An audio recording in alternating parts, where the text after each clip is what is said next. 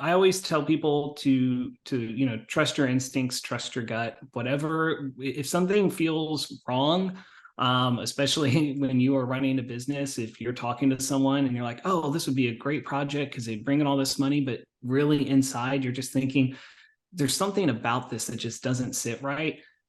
Trust your gut. Don't take it. Because I guarantee if you do, I mean, you'll learn lessons. Sometimes they might be hard lessons, but follow your gut. And it's always a challenge to figure out what that means, because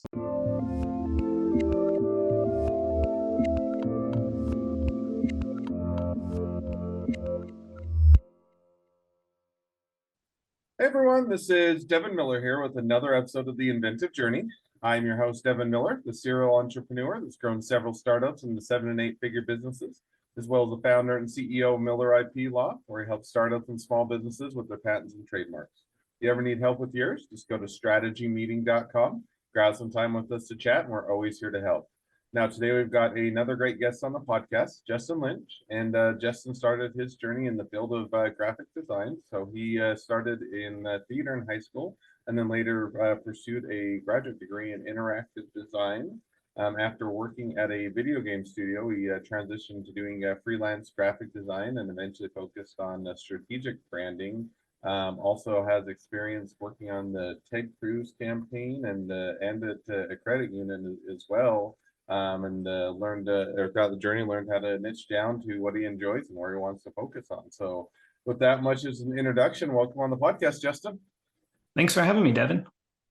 Hey, excited to have you on. So I just gave a quick walkthrough to a much longer journey. So why don't we rewind and unpack that a little bit and tell us a little bit about how your journey got started doing theater in high school and going off and studying design in college. Sure. Yeah. So like when we had talked before, I've always been a creative person. I've always enjoyed being in the creative field. I never knew what that would entail out of high school and out of college, and where that would bring me to where I am today.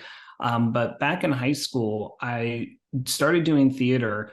I had done baseball my freshman and sophomore year. I was an Army brat, so we moved at that time. And when we moved, I was like, I'm not really that great at baseball. I enjoyed playing, but I wasn't good. I want to try something different. And really got into theater. Just was not an area I knew anything about or expected to be in, but started doing the school plays, took theater classes, one of my electives, and really just enjoyed being on stage, being behind stage, just the whole kind of collaborative effort of what it takes to put a whole production together.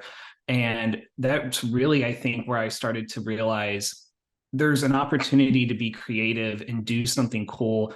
And so, I pursued theater in high school, went to undergrad for film. First was thinking about, go out to LA, try to make it in the film industry. And me and my friends in high school had done a bunch of really bad videos that we made at that time. We joke that we probably could have been YouTube stars, because my friend was the one. He started uploading the videos to YouTube. I don't think they're there anymore. But this was like when YouTube was 6 months old. So brand new platform, could have been on the cutting edge. Just never never did anything with that. But really moved from into film, studied film for 4 years, had a lot of fun doing that. But as it got closer to the end of my 4 years in college, I was like, really don't know if I want to move out to LA. I was in Florida at the time. And, the idea of trying to make it in the film industry at that time just kind of was like, I'm not really sure I want to do that. So long story short, I applied to grad school through UCF, which is where I went for my undergrad. And they had a grad program for video game development. So it was a Master's of Science in Interactive Design. And that was fun. It was an intensive 18-month program. You're pretty much working together to build games, even they start you in, and within the first few weeks, they're like, here's, you have 2 weeks to build a prototype of different things. So we learned a lot of different stuff. I was more in the production track, is what they called it. So officially they're like programmers, artists, producers. So did some design, did some project management. Went after that, at a small indie game studio in Orlando. Came on as a project manager and managed a team of about 5 to 6 people. We were a little bit larger for a little bit. But really, what started me down this journey into where I am really today was the fact that at the video game studio, we were launching our first game. And my boss was like, hey, we need App Store images, ad graphics to start promoting the game. And we had artists on the team, but they were amazing 3D artists and 2D texture artists, but they weren't graphics designers. And so I said, hey, I've opened Photoshop before. I can try to make the graphics. And that's where it started. So I made the graphics for the game, really continued to teach myself all about graphics design. It was all self-taught. I didn't take any classes for it. And over time learned all the design principles, taught myself Photoshop, Illustrator, InDesign. Now, were you just doing this? Do you read it via books? Was it watching it via early videos on YouTube, or kind of how did you go about learning it, learning this on your own, so to speak? Yeah, so a lot of it was the internet. I watched some stuff on YouTube. I did a lot of reading on just design blogs and I can't remember what websites, but there are a bunch of design blog websites, I would call them. I'm trying to think, I can't remember what they're called offhand, but they just post about all kinds of different creative things and teaching principles, like Gestalt theory and all that. So I kind of absorbed all of that. And then I also taught myself HTML and CSS, how to design a responsive website from the ground up, built the company's website as well, and did that for about 3 years. So I'm kind of doing graphics design with the project management.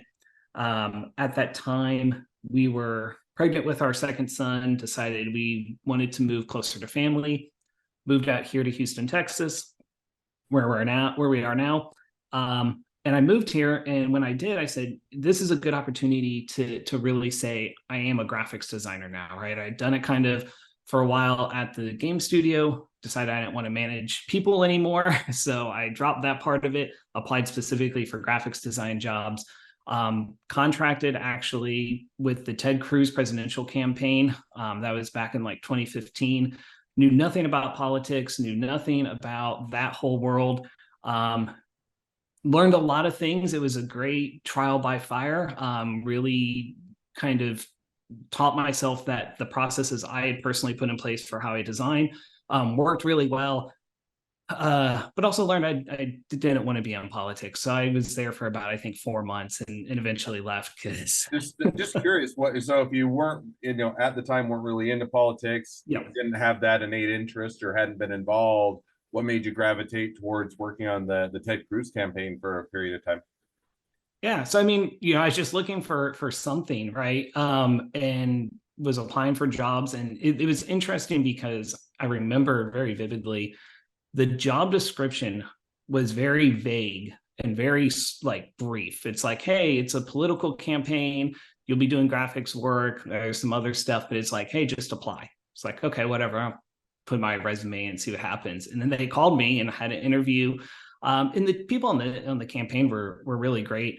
But yeah, politics is an interesting field, especially even on the campaign side. So even if you're not into politics, right, the whole campaign part of it was really interesting. And when people say they work in fast-paced environments, that I think it takes it to a whole nother level. I would have times where an event would happen, or like the senator would say something, and all of a sudden all the heads of the campaign would huddle in a room, and 5 minutes later they'd come out.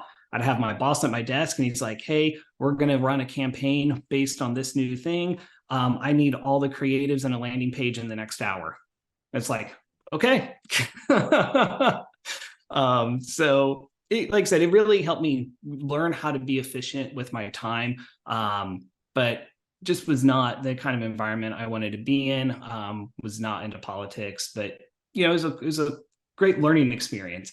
And eventually moved to a credit union here in town for a year, and then eventually decided to move out on my own. And when I did that, I started as just a freelance graphics designer. I was, hey, if anyone pays me, I'll work. I'll do whatever they want.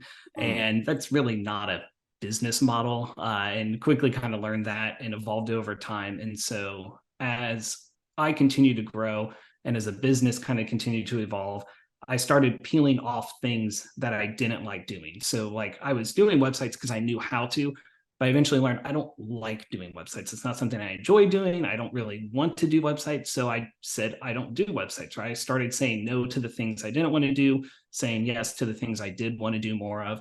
And so that's what I did, is narrow down into the branding part of it, which I really enjoyed. And then continuing to shift that further now to where I am, which is going into the strategic part of branding, really diving down into like the thought process on behind the brand and what you're doing. And so that's kind of a long-winded way of where I am today. Now, let me jump back just a little bit. When you Yeah. started down doing this, was it one where you did it as a, hey, I just made the leap, decided I was going to do it full time, doing graphic design, and I'll pick up the work that I want to do? Or is it kind of doing it on the side while you're working in the credit union and building it up? Or kind of walk us through how you made that leap or that transition to doing it on your own? Sure. So I was doing some moonlighting, I think is the term a lot of people use. I was moonlighting for a little bit when I was at the credit union. But it was really small projects, and that was like for friends, and just other little things. It wasn't enough that I ever thought, oh, I could sustain myself and have an income from doing this. And so I was just doing that in the evening for some extra money, just for a creative outlet. And what really triggered it was the credit union I was at, they moved their headquarters, and my commute went from about 45 minutes to about an hour plus, each way. And at that point, I was like, I'm not going to sit here and be stuck in traffic for 10 plus hours a week, not with two young kids at home. And the place I worked at, a great place, but they were very old school. And this was prior to COVID, so the thought of them allowing me to work remotely was just like completely, they didn't understand at all. They're like, no, we need people here every day. So it's like, well, at some point I'm not going to be willing to do this commute. So I started kind of building, a little bit of an exit plan. And I made sure to save up money to have kind of a runway when I started my own business. And which is good, because if I didn't, I would have been looking for a full-time job probably in the first like few weeks of starting my own business. So that was a good first step. And that's kind of where I jumped off into it and, kind of sink or swim. Awesome. No, it sounds like it was definitely a great experience, and that having that, giving yourself the ability to have a bit of runway, I think oftentimes makes the difference, because I think every time you get into it, things take longer, it's more expensive, you have unanticipated things, and to have that ability to weather the storm while you're figuring things out and pivoting and adjusting and figuring out what you want to do can make or have a big difference or make a big impact. So now walk through when you kind of started it off as a side hustle, or not, during the evenings or whatnot, jumped over to it full time, especially as you're now not wanting to commute a considerable distance, which don't blame me at all on that. So when did you kind of start doing this full time, and kind of walk us through how it's progressed over to today? Sure. Yeah. So that was a little over 7 years ago. So it was July of 2015. Yeah, I think that's correct. Close enough. So you do July of 2015. So you're now coming up on about 8 years. And so over that 8 years, you said you kind of started to niche down, figure out, what you liked, what you didn't like. Now you also talked a little bit about leaving yourself enough runway. So walk us through the early days. How did you kind of get going? Was it one where you were hand to mouth, always wondering where the next paycheck was at, or you had enough clientele that you built up that you were just having money rain down from the skies, or somewhere in between? Or kind of walk us through that progression of, or how things evolved over those 8 years? Sure. Well, it definitely was not money raining down. I wish it was. But it was an interesting combination of kind of feast and famine. And it was one of those where I had two things that I think really contributed to my success early on. Was one, I had joined a meetup here in town. They were called like the Houston Freelance Creatives. And they were just all freelancers, and it was a chance to meet up, whether you were a full-time freelancer or someone just moonlighting. And I joined that when I first moved to Houston. So I had been going to those meetings for a year and a half before I went out on my own, and kind of learned from some of the other people already what were some of the biggest pitfalls that they had. Things, were telling me like, don't go on, don't try to be a designer on Fiverr, don't try to be a designer on 99 Designs. Like, that's not going to ever get you to where you want to be. Don't try to be a designer on these platforms because they lock you into them. They said, you need to be going and building the relationships with the clients yourself. And it takes more time and it's a lot more work, but the benefit is, you own that relationship essentially. So learn some of those kind of early pitfalls. And then when I went out on my own, my boss at the credit union had left a few months prior to before I did for different reasons, and he had gone to a different credit union across the country. And so I had just messaged him when I left to just kind of let him know, not trying to pick up any work or anything. And he was like, "Well, hey, I just got to this new credit union. We don't have a graphics designer on staff. Do you want to essentially contract with us?" It's like, sure. So they were my first client. And he fed me a lot of work for the first few years. And then eventually he moved from that job, and that kind of relationship obviously changes. And then, I still work with that credit union sometimes, but it's a lot more kind of small one-off things here and there, not like it was before. But that kept me fed for a while I was continuing to network and build in more clients coming in. So while it wasn't enough to say, pay all my bills, it was enough to at least keep me up while I had some of that security blanket. So I wasn't bleeding money rapidly, at least in the first few months. It was losing a couple $100 here one month, maybe $1,000 here another month. And I wasn't, looking at a balance sheet of, hey, I made $200 that month. Is at least bringing in some kind of money to keep me going, which, like I said, I think those two things are what really helped me kind of be successful early on and kind of teach me some of what I needed to do and give me that runway on top of the savings to build up what I needed to. Because like you said, it takes way longer than you ever think it will.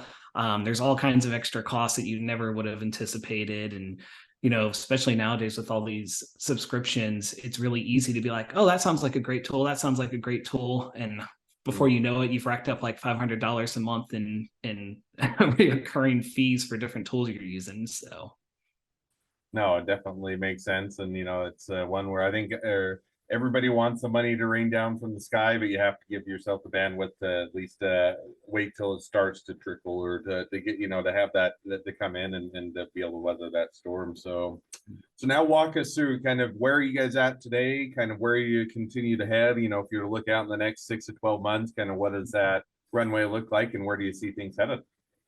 Sure. So, today now, like I said, I focus primarily on branding strategy. So I'm working with businesses, helping them identify who their ideal clients are, why their clients are coming to them, and what are some of the kind of similarities between all those great clients. And then looking at their brand to say, what of your brand is attracting those clients and what parts of your brands may be working against you, kind of helping them come up with a game plan on what you should be updating when, based on, how long it takes to implement its perceived impact on the brand. So doing a lot of that strategic work. And then, if they still want design work, I'll do some design because I still love doing graphics work, but really making that impact now on business is helping them lay that foundation. And so that's what we focus on now. Like I said, the big thing for me was learning to say no to the things I didn't want to do, even if it means sometimes money coming in. And, once again, going back to having some of that money set aside. And I think anyone who works for themselves, especially if you're more of a solopreneur, you've got to have that money set aside, because there will be lean months. And there are times when it's good to be able to say, while this would be a great project in terms of money, it's not a good fit. And I have money in the bank that I can say no, even if something else doesn't come my way in the next few weeks. So that's, really powerful to have that. So now what we're doing is continuing to move into that, over the next year or so.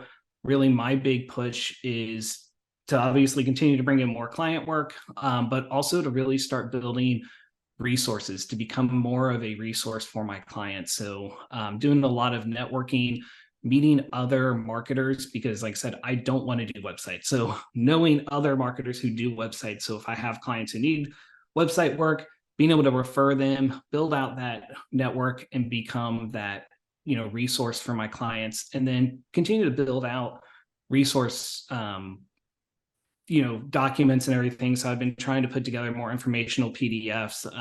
I'm a big believer in ungated content, so moving away from the kind of traditional old school way of digital marketing for a long time, which was, hey, you build a landing page, you offer a nice PDF or something, you lock it behind an email sign up, and you get their email, and then you sell them. I'm a big fan of ungated content, so just putting it on the website, people can download it, and building that authority that way.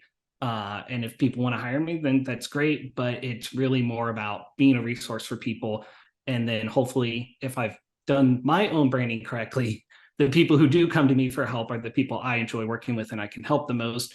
And the people who aren't a good fit, hopefully still get something of value. But then, they'll work with someone else who may be a better fit for them. No, it makes perfect sense, and sounds like you continue to have a lot of good opportunities. It's nice when you get to that point where you can fire clients, at least in quotes, and not that you go around just firing everybody, but you can be pick and choosing. And you're saying, "Hey, I just hate working for this client," or "This just doesn't sound fun."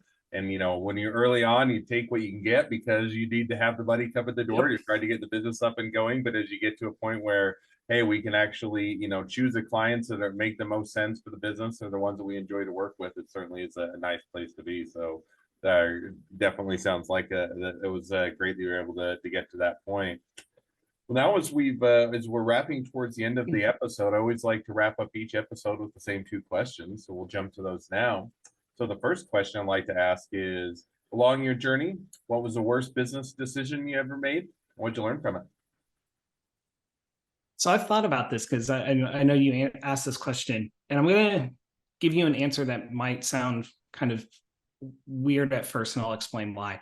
So probably the worst business decision was actually working with the credit union as my first client. And the reason I'll say that is it was a blessing and a curse. So it was great income to start with, but it didn't in some ways teach me to continue to fight for work constantly, right? So it's easy to get into that lull of, oh, well, I've got money coming in, things are okay. And so, those first probably 6 months, the credit union was feeding me work, and I was still going and getting some, but I wasn't probably, for lack of a better term, really hustling in the way I needed to, right? And I think it kind of got me into this weird feeling of like, oh, it's easy to just go and get clients. I have this one client who pays me well, and I'm getting money in, and I can pick up one or two small projects, and things are great. And then they're not. So, in some ways, I like I said, it's a blessing and a curse. I really am grateful for that opportunity to have worked with them and started my business as with them being my first client, but it probably was also the thing that set me back and delayed my growth as a business more than anything else. So, like I said, kind of an Yeah, and that's always hard. I mean, the problem with the client generation, finding new clients is when you're busy, you don't have time to do it. That's when you need to do it, because if you don't do it when you're busy, then when you're not busy, then it takes time to build that pipeline. And so if you wait all the way till you're not busy and you need to have those clients in place, you're already behind the ball, and then you're scrambling and taking on the clients that aren't the good fit and that don't make sense and that aren't what you should be taking, but then you're trying to just scramble to get it. And so it's kind of that perpetual cycle. And so it's definitely, it's easy to fall into that rhythm of like, hey, I've got clients and I'm busy. I'll worry about getting new clients later on. And yet that's the time to do it. So certainly understand how to fall into that mistake or that trap, but also or good one to learn from. Second question now that I like to ask is, so now if you're talking to someone that's just getting into a startup or a small business, what'd be the one piece of advice you'd give them? Yeah, I always tell people to trust your instincts, trust your gut. Whatever, if something feels wrong, especially when you are running a business. If you're talking to someone and you're like, oh, this would be a great project because they bring in all this money, but really inside you're just thinking, there's something about this that just doesn't sit right. Trust your gut. Don't take it. Because I guarantee if you do, I mean, you'll learn lessons.